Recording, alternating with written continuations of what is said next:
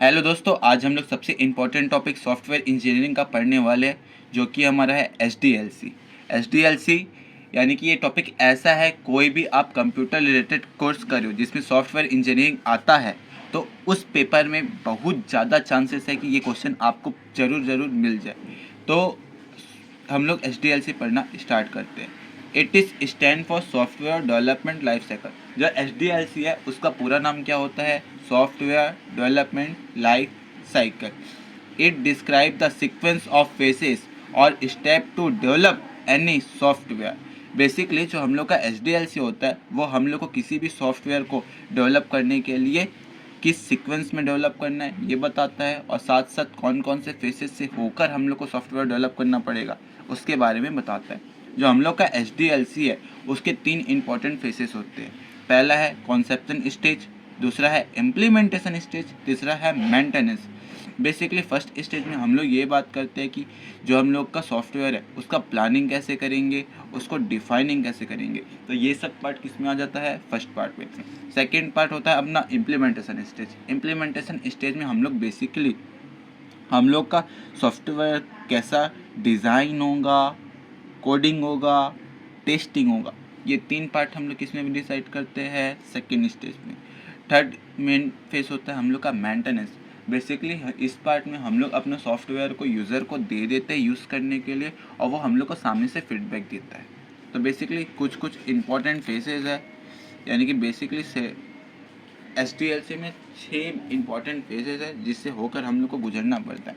पहला स्टेज का नाम है प्लानिंग, दूसरा का है डिफाइनिंग एंड एनालिसिस, तीसरा है डिज़ाइनिंग, चौथा है कोडिंग एंड इम्प्लीमेंटेशन, पांचवा स्टेप है हम लोग का टेस्टिंग, और छठवा है deploy and maintenance.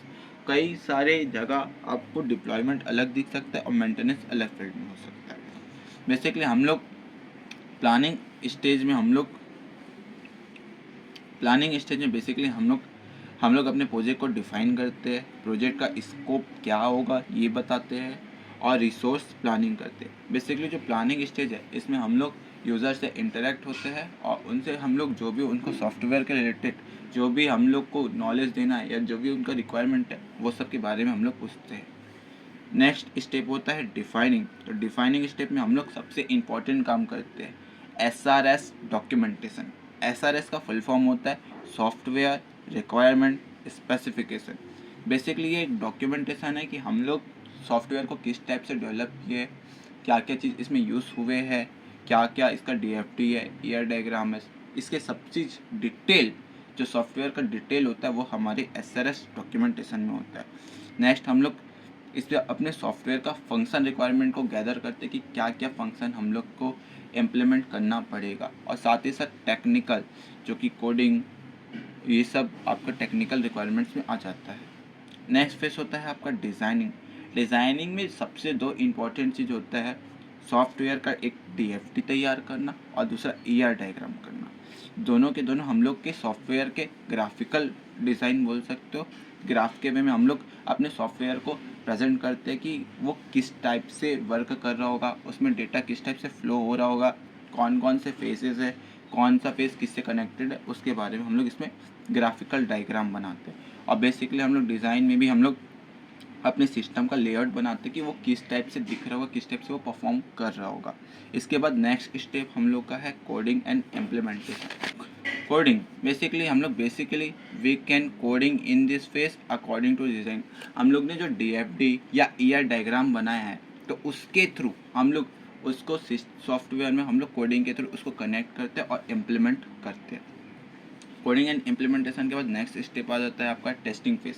Testing phase basically हम लोग जो भी सॉफ्टवेयर डिज़ाइन किए हैं उसके लिए हम लोग ये चेक करते हैं कि वो अच्छे से काम कर रहा है कि नहीं कर रहा है, आउटपुट सही आ रहा है कि नहीं आ रहा है, कोई उसमें प्रॉब्लम्स तो फेस नहीं हो रहा है। तो उसके लिए हम लोग मल्टीपल टाइप की टेस्टिंग करते हैं, जिसमें यूनिट टेस्टिंग हो गया, इंटीग्रेटेड टेस्टिंग हो गया, वाइट टेस्टिंग हो गया, ब्लैक टेस्टिंग हो गया। ये तो बेसिक कुछ टेस्टिंग के नाम है। इनके अलावा हम लोग अल्फ़ा टेस्टिंग, बीटा टेस्टिंग ये भी करते हैं।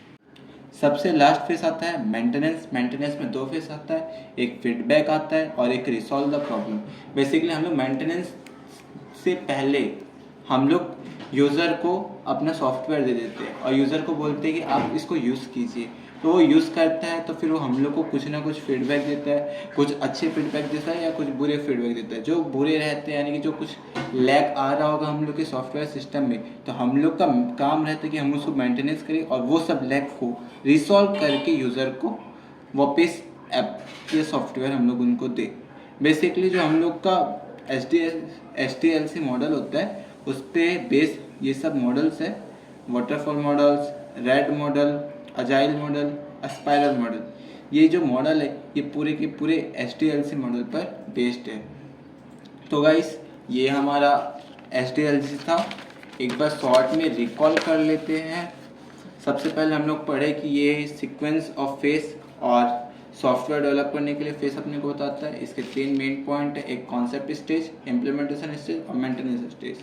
अब इसके फेसेस इंपॉर्टेंट है जो कि टोटल 6 फेसेस होते हैं। पहला है प्लानिंग, दूसरा है डिफाइनिंग एंड एनालिसिस, तीसरा है डिज़ाइनिंग, चौथा है कोडिंग एंड इम्प्लीमेंटेशन, पांचवा है टेस्टिंग और छठवा है डेवलपमेंट मेंटेनेंस।